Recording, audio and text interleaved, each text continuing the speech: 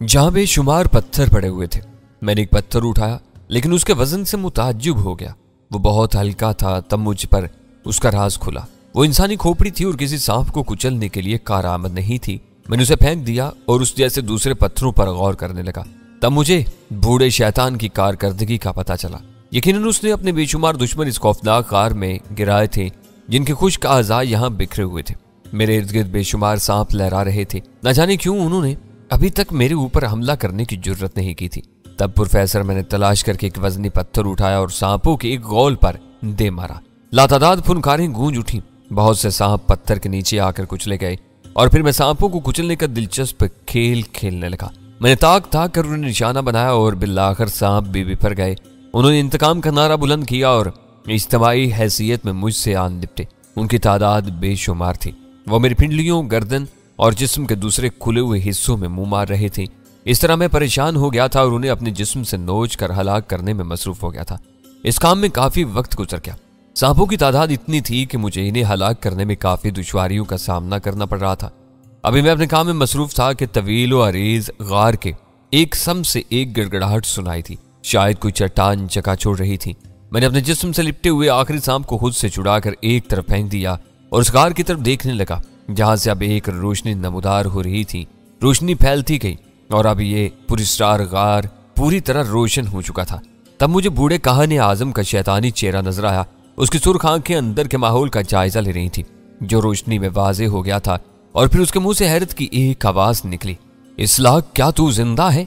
हाँ, मैं जिंदा हूँ बूढ़े मकार, और तेरे सांप फना हो चुके हैं। मैंने चहकती हुई आवाज में कहा। मैं इन बारीक जालियों के अकब में कहन का हैरत भरा चेहरा साफ देख रहा था, जिनके दूसरी तरफ सांप नहीं जा सकते थे। बूढ़ा कहन किसी तौर इस तरफ आने की जुर्रत नहीं कर सकता था। काफी देर तक बूढ़ा पागलों की तरह मेरी शक्ल देखता रहा। उसका शैतानी दिमाग न जाने क्या फैसले कर रहा था। फिर उसने बढ़ाई हुई आवाज में कहा, क्या तू बाहर आना पसंद करेगा? मैं बहर तौर बाहर आ जाऊंगा। क्या अब भी तू मेरी कुव्वतों से इनकार करता है? मैंने कहा, नहीं, मैं एतराफ करता हूं कि तू समझ में न आने वालों में से है। मैंने तुझे इतनी बुलंदियों से गिराया था कि तेरा जिस्म पाश पाश हो जाए और फिर गार के भूखे सांप तेरे गोश्त से ज़ियाफत उड़ाएं और तेरी हड्डियों में रहने के लिए मकान बना ले। लेकिन यहाँ सूरत हाल दूसरी है। तू जिंदा सलामत और सांप मर चुके हैं। क्या अब भी तू मुझे मुआफ करके मेरी दोस्ती कबूल करेगा? क्या तेरे दिल में इतनी वुसअत है? हाँ, बशर्ते कि तू मेरे अहकामात पर रजामंद हो। मैंने कहा, मैं तुझे खुद से बरतर तस्लीम करता हूँ। मेरे दोस्त की हैसियत से बाहर आ। बेशक मैं इसका हकदार नहीं हूँ, लेकिन इसके बावजूद मैं तुझसे उम्मीद करता हूँ कि तू एक बार मुझे जरूर मुआफ कर देगा। गार का दरवाजा खोल और बाहर आ जा। मैं तुझे कत्ल नहीं करूंगा, बशर्ते कि तू मेरा मुआवन हो। मैं तुझसे मुकम्मल ताउन करूंगा। रब्बे सूस की कसम, मैं अब तुझसे मुकम्मल ताउन करूंगा। दरवाजा खोल बूढ़े अहमक, तू खौफ से कांप रहा है, इत्मीनान रख, बेखौफ बाहर आ जा।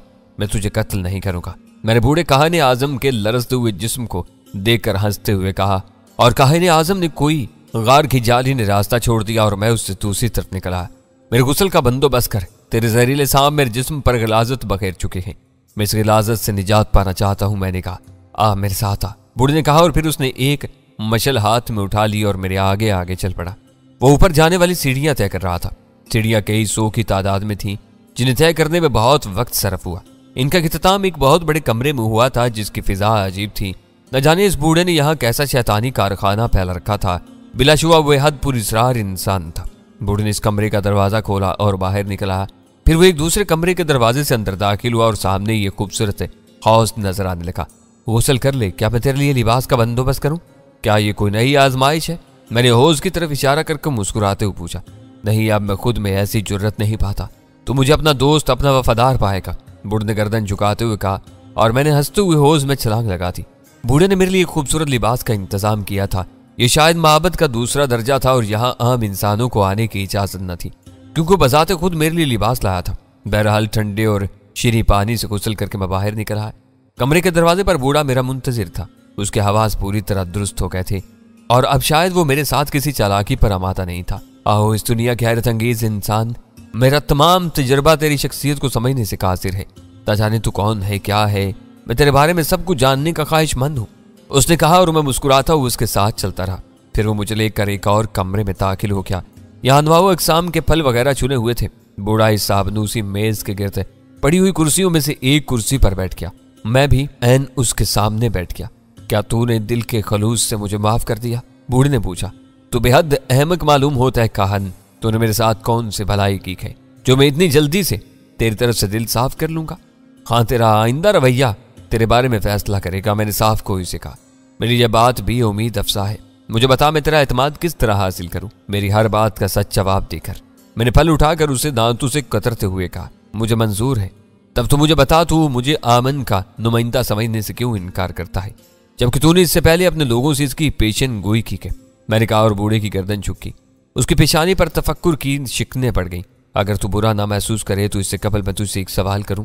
उसने गहरी सांस लेकर कहा, अगर मैं ना चाहूं तो तुझे यह हक न दूं, लेकिन मेरी तरफ से इजाजत है। बोल, क्या सवाल करना चाहता है? मुझे बताए अजनबी इंसान, तू कौन से कबीले से ताल्लुक रखता है? मेरा कोई कबीला नहीं है, मैं आसमान का बाशिंदा हूं, जैसा कि मैंने कहा। क्या तेरे लोगों में कोई मुझ जैसा है? अगर है तो मुझे बता, वरना मुझे अनोखा इंसान तसव्वुर कर। बेशक मेरी उम्र ने तुझ जैसा अजीब इंसान नहीं देखा। अच्छा ये बता कि रामूस को खुदावंद मानता है? मैं उसे एक हकीर कीड़े की तरह मसल सकता हूं, फिर मैं इसे खुद से बरतर क्यों समझूं? मेरा मकसद हल हो गया। अब मैं तेरे सवाल का जवाब दिल जिमी से दे सकूंगा। तो सुन ए अनोखे शख्स, अमून के जिस नुमाइंदे का ख्याल इनके ज़हनों पर मुसल्लत है वो मेरी तख्लीक है। बेशक अमून अजीम है, बरतर है सब इंसानों से, लेकिन उसने ऐसा कोई वादा नहीं किया। यह नुमाइंदा सिर्फ तख्लीक है कि बहुत से अमूर में झूठी तसल्लियों की जरूरत लाजमी होती है। बूढ़े ने कहा और मेरे होंठों पर मुस्कुराहट फैल गई। बेबस बूढ़ा खुद ही अपना तिलिस्म तोड़ने पर मजबूर हो गया था। मैं उसकी आंखों में देखता रहा। तहजीब की अलम बरदारी, मिस्र की अजीमुशान सल्तनत का काहिन आजम, जिसके इख्तियारात फरौन वक्त से किस तरह कम नहीं थे, जिसके कांधों पर रामूस की सल्तनत का बार था, मेरे सामने एक मामूली सा इंसान बनकर रह गया था। वो आंखें फाड़ फाड़ कर मुझे देखने लगता था। बेशक प्रोफेसर वो चालाकी और मकारी में अपना सानी नहीं रखता था, लेकिन वो किसी ऐसे शख्स का क्या करता जिसे वो कत्ल ही ना कर सकता हो। सांपों की शिकार के तसव्वुर ही से रूह तन के पिंजरे को छोड़कर भाग निकलने पर गौर करती है। उसका सबसे बड़ी सजा का घर तबाह करके सजा दी। उसकी मकारियां मेरे सामने बेदस्तों पा थी।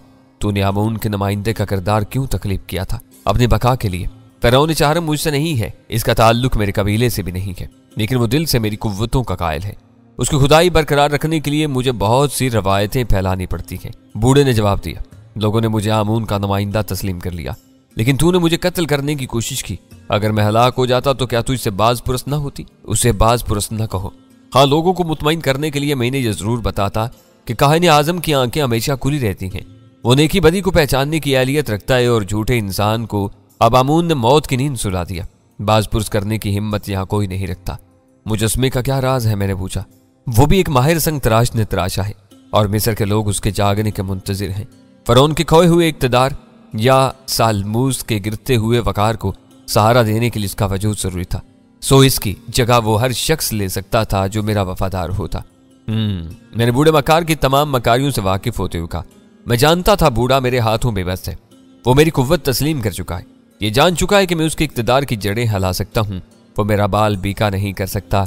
और अगर मैं मंजर आम पर ऐलान कर दूं कि आमून ने काहिन आजम को नापसंद किया और इससे इसका इक्तदार छीन लिया तो इसकी कोई हैसियत नहीं रह जाएगी। मैं हर दौर का फातिह हूँ प्रोफेसर, किसी दौर का इंसान मेरे मुकाबले में नहीं ठहर सका है। बहरहाल बूढ़ा मक्कार मेरे सामने हो रिहा हो गया। अब मेरी निगाहों में उसकी कोई वक़्त नहीं रह गई थी। वो खुद भी इस बात से वाकिफ था। फिर मैंने उसकी बेबसी पर तरस खाते हुए कहा, हरचंद बूढ़े सालमूस, तूने मेरे साथ अच्छा सलूक नहीं किया, तहम तेरी साजिशों के दौर में मैं तहजीब का ये गहवारा देखने आया हूँ। यहाँ रहूंगा और तहजीब के इस दौर की दास्तान कलमबंद करूंगा, फिर यहाँ से कहीं और चला जाऊंगा। मैं तेरी तरफ दोस्ती का हाथ बढ़ा सकता हूँ, लेकिन इससे शर्त पर कि तेरी इस तहजीब के बारे में मैं जो कुछ मालूम करूँ, जो कुछ चाहूँ तू मुझे बता और मुहैया कर। क्या तू इसके लिए तैयार है? मैं तैयार हूँ इस लाख। तेरी दोस्ती मेरे लिए बायस इज्जत होगी और मैं वो कुछ कर लूंगा जिसके लिए मैं सरगर्दा हूँ। बूढ़े काहन के चेहरे पर मक्कार मुस्कुराहट फैल गई। तो क्या करना चाहता है? मैंने पूछा। ये तुझे अभी ना बता सकूंगा, तहाँ मुझे इजाजत दे कि मैं तेरी आमद की खबर फिरौन तक पहुंचाऊं और पूरे मिस्र को तेरी खबर दूं। ये माबद तेरा मस्कन रहेगा और किसी किस्म की फिक्र न कर। यहाँ तुझे जरूरत की हर चीज मुहैया होगी। ये माबद तेरे तसव्वुर से कहीं आगे होगा। मुझे मंजूर है, मैंने मुस्कुराते हुए कहा और काहिन आजम मुझे छोड़कर चला गया। मैं आराम से बैठा बूढ़े मक्कार के बारे में सोचता रहा और मुस्कुराता रहा। यह सब कुछ मेरे लिए अजनबी नहीं था प्रोफेसर। ऐसे ही वाकयात से मैं दो चार होता रहा था। इंसान अजल से हवस का पुजारी है। वो कुछ होता है उसे पसंद नहीं करता, कुछ और होना चाहता है। बहरहाल तहजीब का ये इब्तदाई माहौल भी मेरे लिए नापसंदीदा नहीं था और मैं यहाँ मुतमईन था। अभी मुझे बैठे हुए थोड़ी देर ही गुजरी थी कि सरजमीन मिस्र की दो कतालाएं अंदर दाखिल हुई। एक ने अपने नाजुक कंधे पर एक खूबसूरत सुराही उठाई हुई थी। दोनों के चेहरों पर हैरत की मुस्कुराहट थी। उन्होंने अपना लाया हुआ सामान एक जगह रख दिया और फिर वो दोनों मेरे नजदीक आ गए। उनकी स्याह आंखों में दिलचस्पी की चमक थी। राबियान की कसम, ये देवता के सिवा कुछ नहीं है। इनमें से एक ने कहा, आमून ने उसके जिस्म को अपनी रोशनी दे दी है। दूसरे ने कहा, पूरे मिस्र में ऐसा हसीन नौजवान न देखा होगा, लेकिन ये हमारे लिए नहीं है। दूसरी उदासी से बोली, चाहिए हमें कबूल कर ले, आओ इसके पास चले, पहले बोली। और फिर वो दोनों मेरे नजदीक पहुंच गई। आसमान के बाशिंदे, क्या हम तेरी खिदमत में शराब पेश कर सकते हैं? उनमें से एक ने पूछा, तुम दोनों कौन हो और यहाँ तुम्हारा क्या काम? मैंने पूछा, हम खादमाए हैं आका, और तुम्हारी खिदमत के लिए हमें भेजा क्या है? क्या हम तेरी खिदमत में अंगूर का शराब पेश करें? इनमें से एक ने पूछा, तुम्हें सालमूस ने भेजा है? मुकद्दस काहिन आजम ने हमें तुम्हारी खिदमत के लिए मुकर्रर किया है, सो हमारे जिस्म का रुआ रुआ तुम्हारी खिदमत के लिए तैयार है। सालमूस वाकई ज़हीन है। वो मालूम करना चाहता है कि मेरी ज़रूरियात आम इंसानों से मुख्तलिफ तो नहीं है। तो यह हकीकत है कि ज़ाहिर की निगाह में मैं एक आम इंसान हूँ, लेकिन हमारी हकीकत क्या है ये बूढ़ा कभी नहीं समझ सकेगा। कि मेरे सामने तिफले मकतब है, लाओ अंगूर की शराब पेश करो, मैं प्यासा हूँ। और लड़कियां मुझे जाम भर कर देने लगी। उनके हाँ मर्द चंद जाम में लुढ़क जाते होंगे, लेकिन सुराही खाली होने को थी और मेरी आंखों में हल्के से सुरूर के सिवा कुछ नहीं था, जिस पर लड़कियां गुश्ते बदन दां थीं। बहरहाल काफी देर तक अटकलियां करती रहीं और मैं उनकी शरारतों से लुत्फानंदोज होता रहा। फिर मैंने उनमें से एक से कहा, तुम्हारा नाम क्या है? अरसाना, उसने जवाब दिया, जो मुझसे खूब बेतकल्लुफ हो गई थी। क्या इस रात तुम मेरी तन्हाई दूर कर सकोगी? मेरी खुशकिस्मती होगी, उसने कहा। तब तुम जाओ ताकि रात तक के लिए हमारे दरमियान अजनबियत रहे, और जब तुम मेरे पास आओ तो मैं तुम्हारा इस्तकबाल एक अजनबी हैसियत से करूं। लड़कियों ने सर झुकाया और बाहर निकल के मैं तनहा रह गया और बूढ़े के बारे में सोचने लगा। चालाक बूढ़ा क्या मेरी तरफ से मुतमईन हो गया है, या फिर वो मेरे लिए कोई और चाल सोच रहा है? उसने अपने बारे में साफ गोई से सब कुछ बताकर सचमुच मुझे चक्कर में डाल दिया था, लेकिन बस उलझन के अलावा और कोई बात नहीं थी। मैं बहरहाल उस नई तहजीब के गहवारे के बारे में जानना चाहता था और फिरौन रामौस से भी मुलाकात करने का ख्वाहिशमंद था।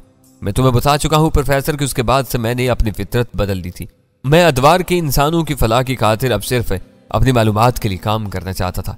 हाँ, अपने रास्ते के पत्थरों को हटाने के लिए मुझे जो कुछ करना पड़ता वो बस करने के लिए तैयार था। इस ज़मीन ही में मैंने जो ज़रूरत समझी किया। फिरौन के सिपाहियों की हलाकत भी मेरे अपने ही सिलसिले की एक कड़ी थी। बहरहाल पहले तो बूढ़े सालमूस के हथकंडों को नाकाम बनाकर इसे मती करना था, इसके बाद ही महज मैं अपना काम शुरू कर सकता था। दूसरी बात यह कि मैं यहाँ कैद होकर नहीं रहना चाहता था, बल्कि सल्तनत मिस्र को घूम फिर कर देखना चाहता था। आखिर इन लोगों ने अपने मुल्क को क्या खासूसियत बख्शी है। शाम को बूढ़े काहने आजम ने मेरे साथ खाना खाया। वो बगौर मेरा जायजा ले रहा था, मेरी एक एक हरकत नोट कर रहा था। इस अहमक को सिर्फ इस बात पर हैरत थी कि मैं आम इंसानों की तरह ज़रूरियात का मोहताज होते हुए भी इनसे हट कर क्यों हूँ। चुनाचे खाने के बाद उसने मेरे लिए खास किस्म की शराब मंगवाई और फिर मुझे माबद की निचली मंजिल पर वापस ले गया। ऊपर से ये माबद एक मुकद्दस इबादत गाह थी जहाँ सूरज की पूजा की जाती थी, लेकिन उसकी दूसरी तह में एक आलीशान ताइश गाह बनी हुई थी, जिसका अंदाजा मुझे अब हुआ। हम एक और अजनबी हाल में पहुंच गए जो बेहद खूबसूरत था। रंगीन मछलियां चारों समत नस्ब थी, आला किस्म के मोमी शमदान रोशन थे और दिन का समा सा पैदा कर रहे थे। खाल में जरी तख्त पड़े हुए थे, जिसमें से एक तख्त मैंने संभाल लिया और दूसरा खुद काहने आजम ने। तब अचानक हाल की दीवारों के अंदर बने हुए छोटे सुराख खुले और हर सुराख ने एक रंगीन औरत उकल थी। बारीक आंचल लहराती हुई ये हसीनाएं पूरे हाल में चकराने लगी। उनके मरमरी बदन बल खा रहे थे और दौर दीवार से एक अनोखी मौसीकी उबल रही थी। मैं इस मशहूर कुन मौसीकी की धुनों में खो गया। मुझे एहसास भी ना हुआ कि कब मेरे अकब से चंद नोखेज हसीनाएं निकल आईं, जिनके हाथों में शराब की सुराहियां थीं। मैं तो इस वक्त चौंका जब एक गुलफाम ने अपना नर्म रुखसार मेरे जानों पर रखड़ा। उसके लंबे स्याह बाल मेरे आतशी रंग पर अजीब बहार दिखाने लगे। मैंने चौंक कर सालमूस की तरफ देखा। उसके नजदीक भी एक सुराही और चाम लिए मौजूद थी।